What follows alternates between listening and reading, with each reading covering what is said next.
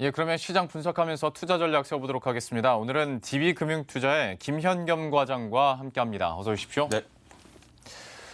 미국 시장 얘기부터 잠깐 좀 여쭤보도록 할게요. 지금 미국 시장에서도 뭐 연준한테든 정부한테든 시장이 원하는, 그러니까 시장은 항상 좀 배고파하고 있는 것 같은데 성에 안 차는 결과들이 나오다 보니까 지수 때도 약간 좀 변동성 엎치락뒤치락 하고 있는 것 같습니다. 다만 좀 이런 일시적인 반등들이 다시 한번 힘을 내줄 수 있을 것인가, 아니면 진짜 힘이 빠지는 게 맞나에 대해서는 어떻게 평가하십니까?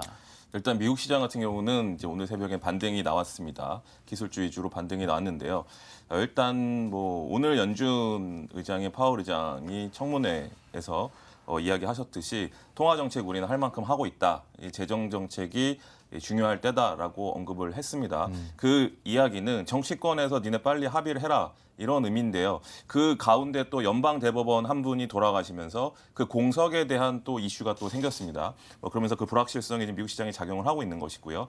뭐 그런 부분에서 오늘 또 시장에서는 살짝 또 미국과 중국 간의 또 알력과 관련된 이슈가 또 이야기가 나왔고요. 또 이런 것들 물론 오늘 미국 시장에 반영이 되겠지만 지금 현재 나스닥 선물이나 S&P 선물, 다우 선물을 보시면 나스닥만 약보합이고요. 나머지 다우나 S&P는 지금 상승으로 좀 전환이 되고 있습니다.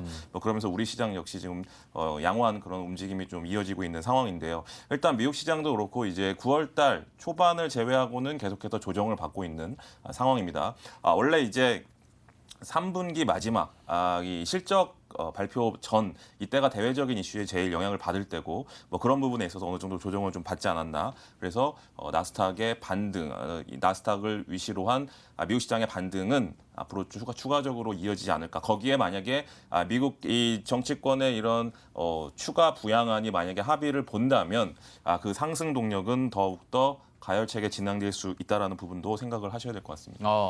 그러면 이런 훈풍들이 우리 증시에도 좀 와줬으면 좋겠는데, 약간 뭐 상승이든 하락이든 이 방향성도 물론 궁금하지만 국내 증시 같은 경우에 최근 들어서 장중 변동성이 좀 커지고 있잖아요. 맞습니다. 특히 오늘도 뭐 장난 아니고 좀 어떻게 해석을 해야 되겠습니까? 일단 오늘 코스피 같은 경우 2,300선을 살짝 깬 다음에 지금 올라온 상황이죠.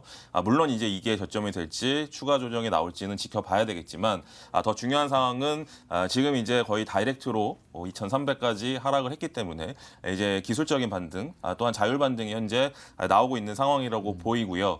그런 관점에서 또 최근에 굉장히 시장에 영향을 주는 것들이 위클리 옵션이라고 하는 그 목요일마다 이제 옵션 만기가 이제 있거든요. 예. 예전같이 한 달에 한 번 만기가 아니라 이제 옵션 만기의 영향도 좀 있는 것 같고요. 하지만 또 하나의 또 수급적인 이슈는 이 신용잔고의 이제 18조 원이 넘는 신용잔고 문제가 분명히 있습니다. 네. 시장 물론 거래대금도 굉장히 커졌지만 신용잔고 역시 그에 따라 이제 올라오면서 최근에 지난 주까지 무려 18조 원 이상의 신용잔고가 있었거든요.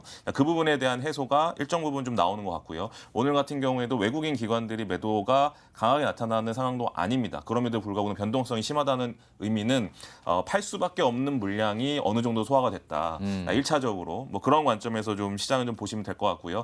작은 주식 이제 코스피 중소형주나 코스닥 같은 경우는 대주주 양도세 문제도 사실 지금부터는 걱정을 해야 되는 부분이거든요. 그러게요. 네, 이 부분을 정부에서 해결해주지 않는다면, 그러면 이제 올해 말 기준으로 종목당 10억에서 3억 이상이면 이제 대주주 양도세에 이제 포함이 되고, 거기에 포함되고 싶지 않은 분들에 대한 이 매물 압박이 분명히 있거든요. 근데 이런 종목들은 당연히 많이 올라간 종목부터 나타날 수밖에 없죠. 그렇기 때문에 최근에 정책 관련주들 조정을 세게 받는 이유도 뭐 여러 가지 이유가 있겠지만 그런 이유들도 분명히 들어가 있다라는 관점에서 보시면 좋을 것 같습니다.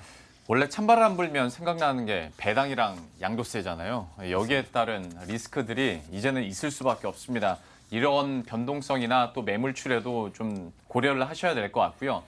종목군별로도 한번 접근을 해보자면 뭐 저희가 앞에선 코너에서도 얘기를 했습니다만 테슬라의 배터리데이 이후에 2차 전지 관련주들을 좀 어떻게 봐야 될 것인가. 계속 쓰겠다고는 하는데 18개월 안에 배터리 가격을 56%로 떨어뜨리겠다고 하니 그러면 이건 수익성에 문제가 생기는 거 아닌가라는 걱정까지도 지금 간 상황인데 2차 전지주에 대해서는 좀 어떻게 보십니까? 일단 뭐 오늘 테슬라 배터리 데이가 그 전부터 뭐 이때만 기다리고 있다. 뭐 여러 가지 이야기로 처음에는 이게 이제 호재로 작용했다가 또 배터리들이 다가와서는 이제 매물 압박으로 또 작용을 하는 그런 여러 가지 이슈들이 있었는데요. 막상 오늘 이제 배터리 데이가 지나고 나서 보니까 실제적으로 미래에 대한 그런 여러 가지 비전들 그런 거 제시한 건 맞지만 실제적으로 당장 이제 적용될 거는 없다라는 것도 밝혀진 거고요. 돈 아끼는 법을 주로 얘기를 많이 했죠. 그렇죠. 그러면서 이제 직접 생산까지 이제는 위탁이 아니라 직접 이제 생산까지 이제 하겠다라는 의지를 좀 밝히는 그런 내용 속에서 이제 원가 절감 관련된 이슈가 좀 불거졌었죠.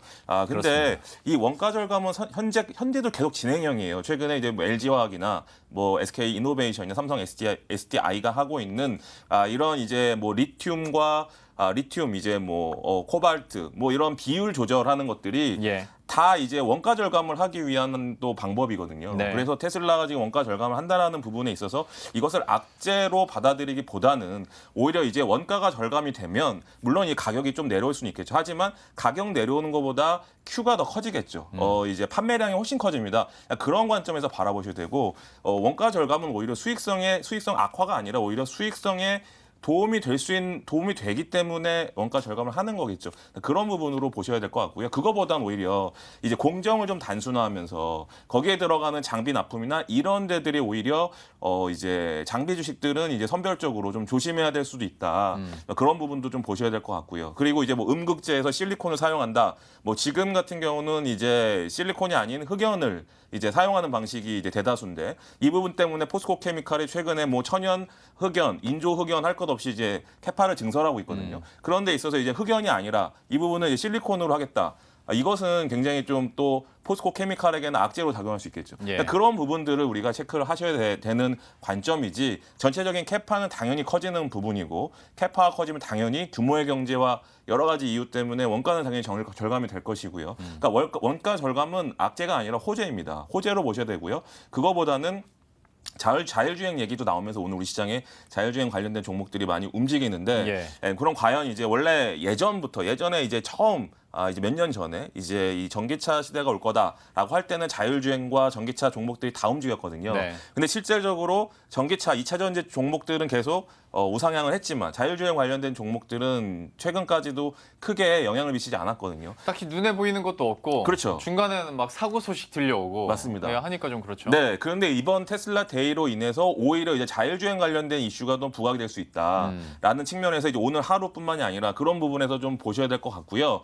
거기에서 우리나라에서 제일 앞서가는 자율주행 주식은 어떤 주식인 줄 아십니까? 자율주행 주식이요? 네. 어떤 건가요? 네이버입니다.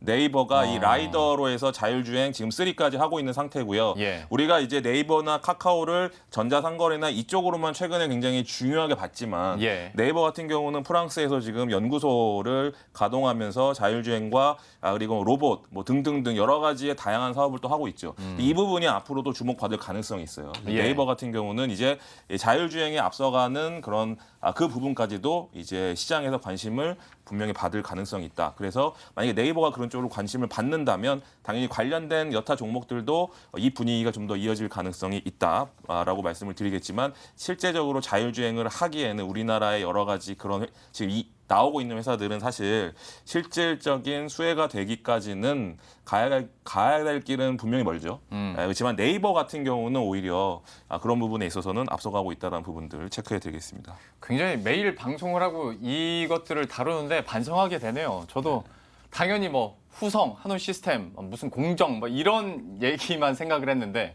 자율주행에서 최근은 네이버를 얘기해 주셨거든요. 네이버의 흐름들 계속 봐야 될 것 같습니다. 네이버 얘기 나온 김에 그러면 이 얘기도 해보죠. 앞에서도 잠깐 의견을 듣긴 했는데 좀 살 게 갑자기 좀 없어지는 느낌이다 보니까 다시 성장주, 네이버, 카카오 뭐 이런 얘기들 하잖아요. 그런데 또 현대차나 삼성전자는 실적이 계속 우상향되고 있는 상황이고 물론 둘 중에 하나를 딱 선택해야 되는 건 아닙니다만 그래도 좀 어느 쪽에 조금 더 비중을 둬야 될까라는 고민은 있거든요. 어떻게 보십니까? 그러니까 이제 유동성 시장 속에서는 성장주의 아무래도 가치를 더 많이 둘 수밖에 없는 상황이었고요. 근데 지금 계속 얘기 나오는 거는 이제 연준 의장은 추가적인 유동성에 대해서는 약간 조심스러운 그런 자세를 취하고 있고 재정 정책 쪽에 자꾸 좀 어떻게 보면 떠넘기는 그런 듯한 그런 이슈를 만들어내고 있죠. 그렇기 때문에 이제부터는 유동성장이 이어지겠지만 이제 이것이 추가적인 시장적인 유동성이 제한된다면 이제는 실적이 올라오는 쪽 가치주 쪽으로도 봐야 된다라는 시각이 점점 나오고 있잖아요. 예. 그렇기 때문에 예전에는 성장주와 가치주 비중이 예를 들어 8대 2였으면 이제는 이 비중을 6대 4 정도로 좀 가져가야 되지 않을까. 근데 그 중에서도 말씀하신 대로 삼성전자의 가이던스는 지금 3분기 가이던스는 한 달 전에 9조에서 11조까지 올라온 상황이고 예. 현대차를 위시한 이 자동차 쪽도 수출이 지금 이번 달 수출 지표도 굉장히 자동차 수출이 잘 되고 있고 또 미국도 지금 점유율이 계속 올라가고 있죠. 예. 그러니까 신차 사이클이 되면서 수익성이 좋아지고 있는 것도 분명한 사실입니다. 그러면 이거랑 지금 성장 쪽이랑 교집합을 만들어 보면 삼성전자가 지금 이번에 물론 3분기 실적 잘 나오는 거는 TV 잘 팔리고 언택트 때문에 TV가 잘 팔리고 스마트폰이 잘 팔리고 있다. 이건 이제 화웨이 이슈까지 덧붙여서 내년까지 좋아질 거다. 이런 이야기가 나오지만 또 하나의 지금 삼성전자가 키우고 있는 쪽이 당연히 5G 장비죠. 네. 그러면 5G 장비랑 삼성전자랑 연결이 되는 것이죠. 그러니까 성장이지만 가치주 대표주인 삼성전자와 연결고리가 있는 예. 이 부분을 연결시키면서 그런 쪽에서 주식을 이제 관심을 가지시면 좋을 것 같고요. 자동차도 마찬가지죠. 예. 뭐 전기차, 수소차 이 부분 현대차가 잘하고 있고 그 부분 연결시켜서 또 하나의 이제 성장주와 가치주를 따로 볼 필요가 없습니다. 그거를 이제 같이 연결하면서 어쨌든 가치주라고 얘기는 하지만 실제적으로 우리나라에서 삼성전자와 현대차가 그 미래형 사업도 지금 이끌어가고 있는 거거든요. 예. 그러니까 그걸 같이 연결시키는 주식들을 한번 관심 있게 계속해서 보시면 좋지 않을까 말씀을 드리겠습니다. 뭐 포트폴리오가 스토리가 이렇게 만들어지네요. 삼성전자와 5G 이렇게 함께 하고 또 수소 전기차 하다 보면 현대차인데 여기에 따라서 뭐 정부 정책 모멘텀으로 또 종목 더 늘 수도 있고 자율주행 얘기도 당연히 나올 텐데 맞습니다. 관련해서는 또 네이버까지 뻗어갈 수 있을 얘기니까 예, 한번 포트폴리오 재정비하면서 꾸려보시면 좋을 것 같고요. 마지막으로 이제 추석 연휴 앞두고 있지 않습니까? 아무래도 그 전에는 뭔가 현금화시키고 싶은 욕구는 분명히 있으실 거예요. 그리고 이후에는 내가 어떻게 대비해야 될 것인가 여기에 대해서는 어떤 그림 그리고 계십니까?